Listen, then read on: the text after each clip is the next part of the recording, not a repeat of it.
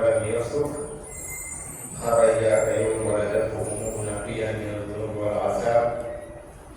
أشكره وأشهد أن لا إله إلا الله وحده لا شريك له، وأشهد أن محمدا عبده ورسوله، أفضل من صلى وزكى وحج وصام، صلى الله عليه وعلى آله وأصحابه الكرام وعلى التابعين لهم بإحسان إلى يوم الدين. أما بعد، عباد الله، أوصيكم ونفسي بتقوى الله عز وجل. يقول في محكم التنزيل: ومن يتق الله يجعل له من أمره يسرا. Chers frères et sœurs en islam, chers frères, chers invités d'Allah subhanahu wa ta'ala, rendons tous grâce à Allah, Seigneur de l'univers, maître des cieux et de la terre, détenteur du pouvoir absolu. Lui, dans sa grâce, nous nous sommes retrouvés ici ce matin pour répondre à l'appel d'Allah et à la prière du vendredi. Nous attestons qu'il n'y a aucune divinité digne d'être adorée en dehors de lui. Et nous attestons fermement que Muhammad sallallahu alayhi wa sallam est son homme de serviteur et messager. Salut et sur lui, sur sa propre famille, sur ses valeurs compagnons, sur tous ceux qui vont sur sa voie jusqu'au jour de la résurrection. Grâce à Allah que vous et moi nous faisons partie de cette couleur. Je vous exhorte, comme toujours, à la révélation d'Allah subhanahu wa ta'ala, ainsi que moi-même, craignons Dieu, car toute acte d'adoration d'Allah subhanahu wa ta'ala ne nous amène pas, ou qui ne va pas nous permettre d'améliorer notre crainte là-bas, ou soit notre fait d'avoir peur de Dieu. Vraiment, cet acte ne sera pas favorable pour nous. Donc, craignons Allah à chaque instant et à tout moment. Depuis quelques vendredis, nos imams ont entretenu comment préserver les actes du mois de Ramadan. Et le vendredi passé, le Dr Ahmed Bonaté de l'Europe nous a entretenu sur un sujet très capital. Car comme vous le savez tous, l'islam est bâti sur 5 piliers. Les 5 piliers, à savoir l'attestation, le fait de dire qu'il atteste qu'Allah est unique, il n'a pas d'associé, pour faire parler sur la son messager, s'acquitter de la prière, acquitter de la zakat, jeûner le mois de Ramadan. Et 5e pilier, il s'agit du pèlerinage à la Mecque, le Hajj, à condition si on a les moyens. L'imam nous a prêté l'historique du Hajj. Le Hajj existait avant, mais le Hajj dont on parle, le Hajj islamique, le prophète comment il a procédé jusqu'à ce que le Hajj est devenu obligatoire sur sa communauté. Et vous avez suivi avec moi, quand le prophète attendait, ça n'a pas marché, mais il est resté toujours patient dans sa condition. Il est resté toujours patient à sa mission. C'est que nous retenons tous les historiques du Hajj. Toute grande chose, avant en termes de sauver, on va traverser des difficultés. Et c'est au cours des difficultés que nous allons nous forger au fur et à mesure. Et un jour, et tu deviens grand. Et c'est ce qui fait de la communauté musulmane aujourd'hui. Donc, pour chacun de nous, ce que tu as commencé, il ne faut jamais te décourager. Si ce n'est pas une interdiction, il faut persévérer pour Allah subhanahu wa ta'ala. Mais au même moment, il faut t'améliorer. C'est ce que le prophète a dit. Il va avoir le tout pour Adoum. Il a amené à Amadan, Dieu aime. C'est bien pour parmi nous. À chaque fois qu'ils sont à la recherche de s'améliorer, il ne se suffit pas seulement qu'il ait un diplôme, mais il cherche toujours à se perfectionner dans son domaine. Alors, nous avons la compréhension. Comme vous le savez tous, le calendrier musulman, les adorations d'Allah, ou soit les prières de l'islam, sont liées à des calendriers lunaires, dans notre calendrier lunaire. Prenons l'exemple, le Ramadan, c'est le 9e mois du calendrier musulman. Le Hajj, c'est entre 11e mois et 12e mois du calendrier musulman. Mais 11e mois, 12e mois, on a une particularité. Venez avec moi dans Surah Al-Tawbah, verset 36, où Allah subhanahu wa ta'ala va nous indiquer en dehors du Hajj, en nous disant ceci ici, Inna iddata shuhuri inda Allah isna ashara shahra. Si kitabillah, yawma khalaqa as-samawati wal ardh minha arba'atun hurum. Il dit le nombre de mois chez Allah dans le livre qui est le Coran est de 12 mois. Parmi ces 12 mois, Allah a décrété, a choisi 4 mois en dehors des 8 autres et il les a rendus sacrés. Et à la fin du verset, il dit il dit ne soyez pas injustes envers vous-même d'abord. C'est-à-dire nous sommes déjà dans un mois sacré, nous sommes déjà au 9. Vous interpellez chacun de nous, faisons attention. Nous sommes rentrés dans un mois sacré. Le Ramadan ne fait pas partie des mois sacrés, c'est un mois béni. Et nous sommes déjà dans un mois sacré. Pour dire à chacun de nous le thème, le mois sacré, et au même moment, comment préparer son acte.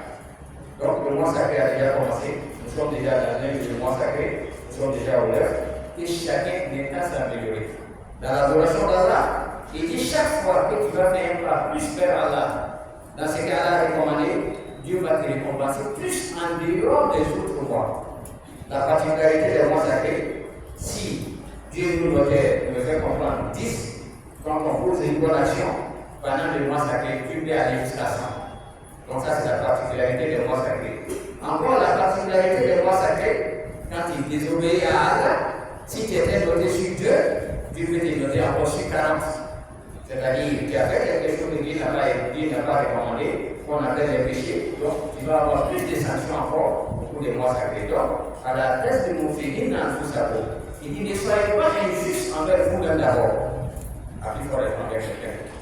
Donc, au bout des mois sacrés, faisons attention aux droits des autres, faisons attention aux droits d'Allah d'abord, et aux droits des autres, et sur l'autre, aux droits même sur nous-mêmes d'abord. Oui, le corps, ton corps a des droits sur toi.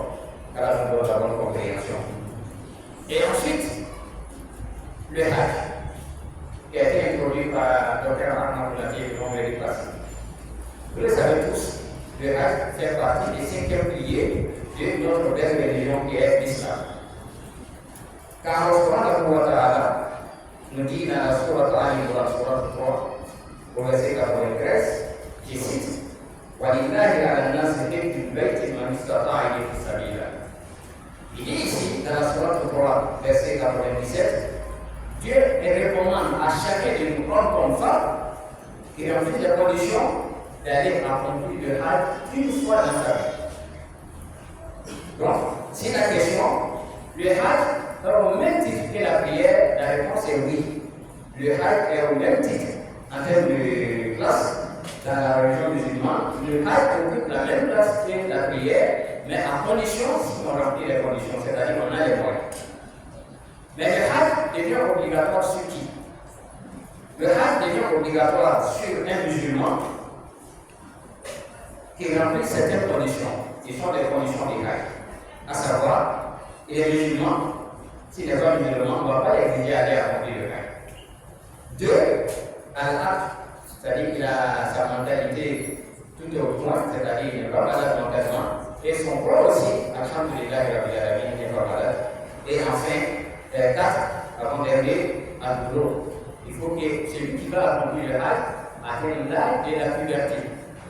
C'est-à-dire qu'il n'est plus un enfant, pour le faire comprendre, fait que la personne a déjà dépassé 17 ans, et s'il va accomplir le Hajj, on dira que le Hajj est déjà accepté, donc lui ne fait plus partie de ceux que le Hajj est obligatoire. Pourtant, il s'est déjà acquitté de ce qui est obligatoire. Et le dernier, al-Istiqamah. Il faut avoir aussi les moyens. Si nous revenons un peu sur les 4 conditions du Hajj, et on regarde aujourd'hui dans notre société, la recommandation d'Allah dans la sourate 3, verset 97, est une obligation. Et le prophète Mohammed sallallahu alayhi wa sallam nous dit dans les hadiths authentiques, Bunya l'Islam à la France. Shahadat Allah ilaha illallah, wa anna Muhammad Rasulullah, wa iqam as-salat, wa ita'i zakat, wa sawm Ramadan, wa hajj al-bayt man istata'a ilayhi sabila.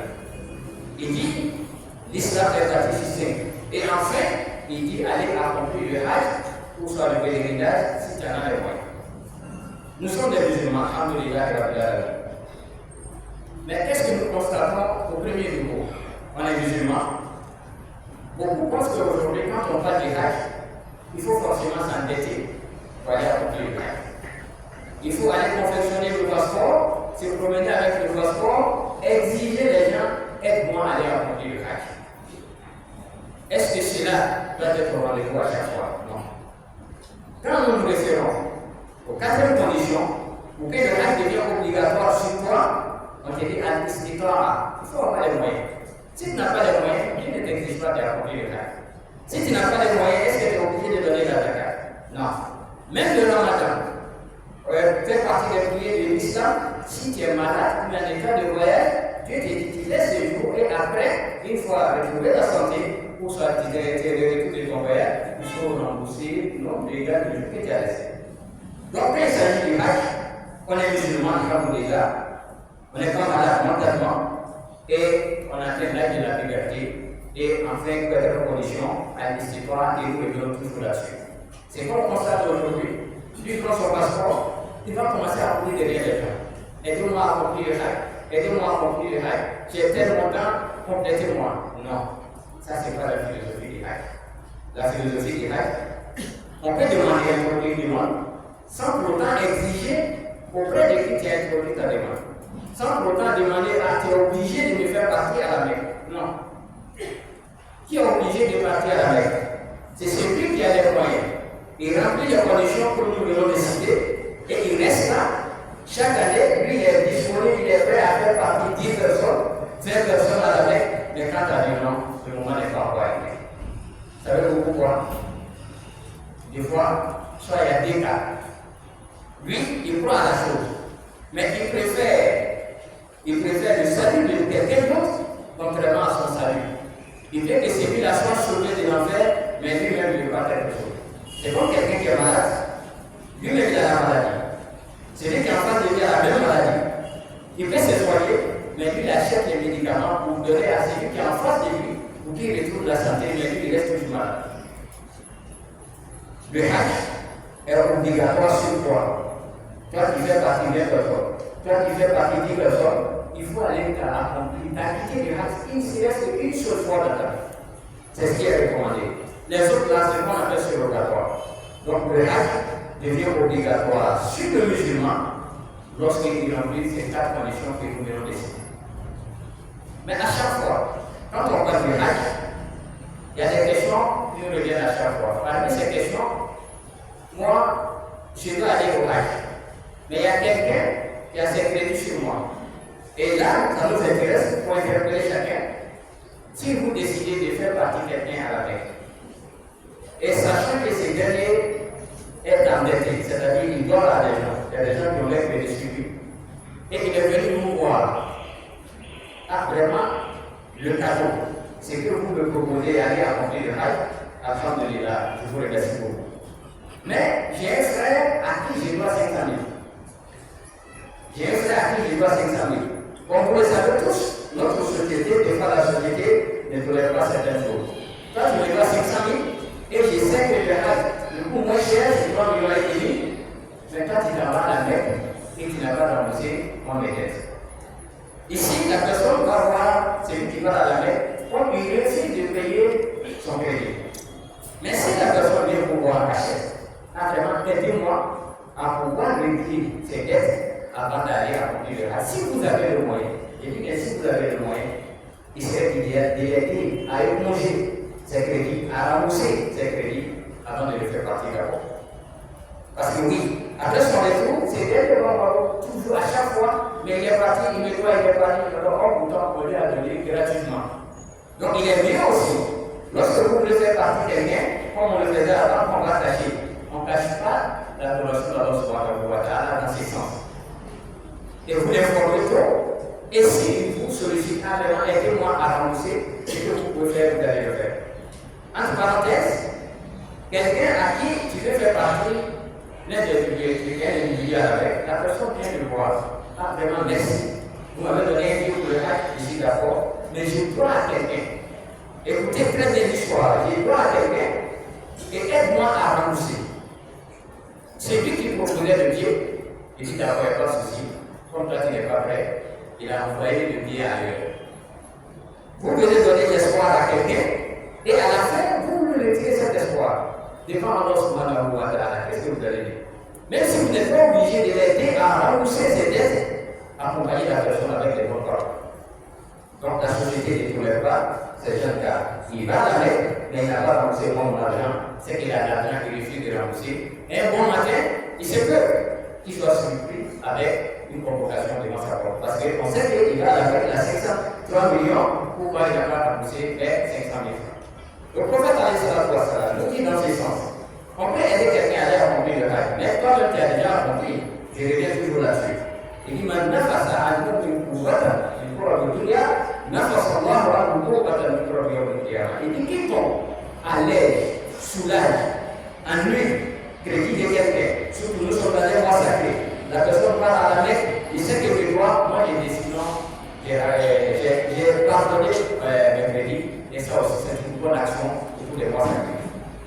Et si vous êtes soulagé quelqu'un dans ce sens, en l'accompagnant à la Mecque, et à son retour, Alhamdulillah, Dieu s'engage à te soutenir d'abord les temps vivants et à te soutenir le jour de Yom Al-Qiyamah. Quand on parle du jour de Yom Al-Qiyamah, on attend beaucoup, mais on n'estime pas, on n'imagine pas ce qui va se passer ces jours.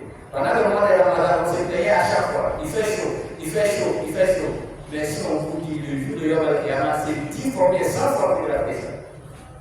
Donc préparons la vie d'ici-là et préparons la vie de Yom Al-Qiyamah. Nous sommes dans des mois sacrés et ceux qui savent que non, il y a celui-là qui le voit. Et je sais aujourd'hui qu'il est sincère, il ne peut pas rembourser cet argent. Au cours des mois sacrés, moi j'ai décidé de pardonner, j'ai la tête. Je lui dis non, tu me devais 100 000 francs. Considère comme tu ne me dois plus rien encore. Ça, c'est une bonne action dans la société. Et c'est ça la force de la communauté musulmane.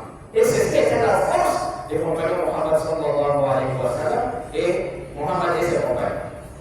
Chers frères de sœurs en islam, nous sommes dans la période du Hajj. Bientôt, nos pèlerins vont commencer à partir. Et ceux qui partent pour la Mecque, nous ne parlons pas d'abord des prières de la Mecque. Les conditions à remplir étant ici. Celui qui veut te faire partir à la Mecque n'est pas obligé aussi, en dehors des pays, obligé à venir, comme on le dit chez nous, nous n'avons plus besoin de toucher ma maison. Ça, c'est la vision logique de la société. Des fois, c'est qu'on dépense dans les apportés du Hajj d'atteindre la moitié du coût du Hajj. On doit prendre la vie facile. Celui qui part à la Mecque, c'est un billet. Par contre, ce que nous devons demander à ces dernières, vraiment, si tu arrives à la Mecque, il faut citer mon nom, demande à Allah subhanahu wa ta'ala, fais des prières pour moi. Mais allez exiger celui qui part à la Mecque, s'il ne vient pas avec des coucous, ou soit avec des robes pour moi, ou soit avec des chapelets, des tapis, des qualités, il dit non, vraiment il ne m'a pas considéré, il a donné un X, il m'a abandonné, il ne m'a rien donné. Non. Et à son retour, il faut forcément que sa maison soit bien embellie avec des dépenses que vous serez obligés d'aller vous endetter. Non, ce n'est pas ça la philosophie des Hajj. La philosophie des Hajj, c'est d'aller accomplir le Hajj dignement et revenir à la maison dans les meilleures conditions et continuer votre adoration et prier pour vos frères et sœurs qui n'ont pas encore eu cette chance. Et quelles sont les actions maintenant qu'on peut poser au cours de cette période de Hajj pour ceux qui n'ont pas encore eu la chance d'aller accomplir le Hajj? Retenons, nous pouvons tous, ceux qui n'ont pas encore eu la chance d'aller accomplir le Hajj, qu'à la facilité. Mais retenez aussi qu'on peut rester en Côte d'Ivoire, à Abidjan, avoir les mêmes mérites de celui qui a accompli le Hajj. Mais c'est là le bout du soir de l'accomplissement du Hajj, ou soit le Hajj obligatoire. Venez avec moi dans un hadith, pas un hadith en tant que tel, le petit-fils du prophète qui est Hassan. Un jour, Hassan a été en train de faire le tawaf, le tour de la Kaaba. Il fait partie des prières, ce n'est pas le serveur du sujet. Et il y a un monsieur soudain qui s'approche de Hassan en demandant, sollicitant l'aide de Hassan. Il dit, viens m'aider à résoudre un problème de tête. Il n'y a pas de problème. Celui qui est venu à Hassan, ce n'est pas son problème. Mais il veut que Hassan l'aide à régler le problème de quelqu'un d'autre. Ça fait partie de nos valeurs islamiques, nos valeurs sociétales. Et ici, Hassan va interrompre son tawaf. Il va arrêter son tawaf. Il coupe son tawaf et il va régler le problème de ces derniers. Et à son retour, comme vous le savez tous dans la société, quand vous vous allez bien, on fait face à deux catégories. Il y en a la première catégorie qui va t'encourager à faire plus. Si tu voulais donner 10 000 francs à quelqu'un qui est dans des difficultés, mais si tu lui donnes 10 000 francs, Ça peut résoudre le problème d'aujourd'hui, mais pourquoi ne pas donner 50 000 francs pour régler le mois? Il y a certaines catégories. Nous faisons partie de cette catégorie. On doit tout faire pour nous mettre dans cette catégorie. La deuxième catégorie, il va te dire, mais il a demandé 40 000 francs, il va laisser 5 000 francs, il va compléter. C'est-à-dire que c'est des gens qui vont te démotiver à chaque fois, te décourager lorsqu'il s'agit de faire une bonne action. Donc, évitons. Il y a un monsieur, il s'approche à Hassan, après son retour en lui disant, tu as arrêté ton tawaf pour aller aider quelqu'un. Hassan lui dit quoi? Mais le monsieur qui disait ça, il avait des animosités, il avait la haine, pour me faire comprendre, il n'aimait pas celui que Hassan allait écouter. Hassan lui répond, n'as-tu pas entendu le messager Mohammed alayhi salatu wa sallam qui dit, c'est lui qui est disponible, qui est au secours des autres, qui est au secours des autres. L'islam ne se limite pas seulement à aller accomplir le hajj. Oui, ça fait partie des prières. L'islam ne se limite pas seulement à être toujours à la prière de vendredi. Oui, ça fait partie des recommandations. Mais l'islam va se compléter encore plus lorsque notre islamité va se traduire dans nos actes. Et ici, Hassan lui dit, le messager alayhi salatu wa sallam, n'as-tu pas dit, lorsque tu vas aider un frère ou soit une soeur, et tu as pu régler son problème, que Dieu va te récompenser un hajj accepté, et Dieu va te récompenser comme une umrah acceptée. C'est-à-dire le fait que tu es allé régler son problème, tu t'es levé pour partir, tu as fourni d'efforts, et arrivé sur place, tu as pu trouver solution à son problème, Dieu va te donner des récompenses. Récompense de celui qui a fait le hajj accepté, et la récompense de celui qui a accompli la umrah acceptée. Et il continue. Il dit, lorsque tu as accompagné la personne, tu n'as pas pu régler son problème, Dieu ne va pas te laisser encore. Il dit, Dieu va te récompenser avec les mérites d'une umrah acceptée. Alors, pour les hajj, tu choisis les gens. Et ici, quand on regarde cette parole, aujourd'hui, beaucoup vont se plaindre. J'ai mon passeport, j'ai cours derrière mon nom, tout ça, mon neveu, pour me faire partir à la mer, il ne veut pas. On ne peut pas faire partir tout le monde à la mer. Ça, c'est bien. Deux, si ton moment arrive, reste toujours patient, demande à Allah subhanahu wa ta'ala d'étêter et d'aider les bonnes personnes, les bonnes volontés à te faire partir à la mer, mais tu restes toujours patient. Il ne faut pas courir derrière les gens. Il dit qu'il ne faut pas courir derrière les gens. N'oblige pas les gens à te faire partir à la mer. Il va t'obliger à te faire partir à la mer et te faire pour la liberté. Ce n'est pas ça la philosophie des hajj. Et encore, qu'est-ce qu'on peut faire pour mériter le hajj en restant ici? On va mériter le hajj en restant ici. Là, je m'adresse plus à nos mamans pour dire les efforts fournis à chaque fois dans ton foyer, t'occuper de tes enfants, préparer pour ton mari, pour soit disponible pour la grande famille. Tu es en train de souder deux familles. Monsieur et ses frères ne se parlent pas. Monsieur et ses soeurs ne se parlent pas. Vraiment, le monsieur dit aujourd'hui non, hier, vraiment, on a infligé pas mal de souffrance. On m'a accusé. Il y a cette grâce aujourd'hui, je ne veux pas être reconnaissant de la vie de ma famille. La femme, une bonne femme, une bonne épouse, il a toujours non, il ne faut pas la faire dans ses jeux. Donc ça, c'était l'œuvre du diable, comme Youssouf l'a dit dans son rapport Youssouf. C'était l'œuvre du diable pour te séparer de tes frères, donc pour continuer à poser des bonnes actions vis-à-vis de ta famille. Une fois, il y a eu des sahabiyas, c'est-à-dire une des femmes, au temps du prophète alayhi salatu wa sallam, et bien voir le messager alayhi salatu wa sallam. Elle a cité pas mal d'actions. Elle parlait du hajj. Elle dit au messager de Dieu, nous avons observé les avantages que les autres en ont dans l'islam, contrairement aux femmes. Elle dit, lorsqu'il s'agit de défendre la religion, c'est les hommes. Lorsqu'il s'agit d'être imam, c'est les hommes. Lorsqu'il s'agit de briser des rôles de responsabilité, c'est les hommes. Lorsqu'il s'agit, c'est les hommes, c'est les hommes. Mais qu'est-ce que Dieu a réservé pour nous les femmes? La femme, elle a eu le courage. Le chef Aïm a l'habitude de dire toujours ici qu'on peut passer un mois sans qu'un fidèle Dieu voit l'imam. En prenant l'imam, il y a tel problème dans la prière que je ne comprends pas. Ou il y a telle chose dans la famille, la gestion de la famille musulmane, comment ça doit se dérouler. Quelles sont les règles rares? Mais ici, c'est le temps du prophète alayhi salatu wa sallam. Et la femme, elle a eu le courage. Elle a abordé le messager alayhi salatu wa sallam, cité tous ces éléments. Elle a cité beaucoup. Mais qu'est-ce que nous retenons de tout ce qu'elle a fait à dire? Et le prophète alayhi salatu wa sallam, à son retour, a braqué son regard sur ses compagnons.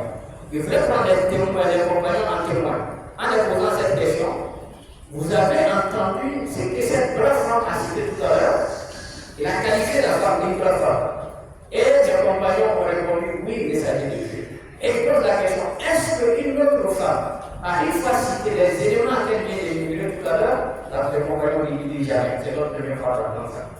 Et le prophète va demander à cette dame, il dit retourne-toi. Vous savez, au début, la femme elle est venue en tant qu'elle est syndicaliste. Ça n'a pas commencé aujourd'hui. Syndicaliste, sans support. Elle dit, je suis la porte-parole de milliers de femmes. Et voici ce qu'on m'a conseillé, ou soit qu'on m'a donné comme des questions à venir vous poser. Et le prophète a dit à la femme, il dit, pour la brave femme, une seule fille. Il dit, retourne-toi, la brave femme. Va dire à tes soeurs, celles qui m'ont envoyé. C'est la question aujourd'hui. Moi, je n'ai pas envoyé la chambre d'aller accomplir le hajj. Ou soit j'ai fait le hajj, mais je mets le hajj surrogatoire. Le hajj surrogatoire, nous allons trouver ça ici, comme nous allons trouver les mérites des hajj obligatoires. C'est là. Ne dis pas que non, le hajj, tu ne peux pas accomplir le hajj s'il y a l'opportunité de ne pas accomplir. Le prophète a dit, va dire aux femmes, celles qui t'ont accompagné, en disant ceci,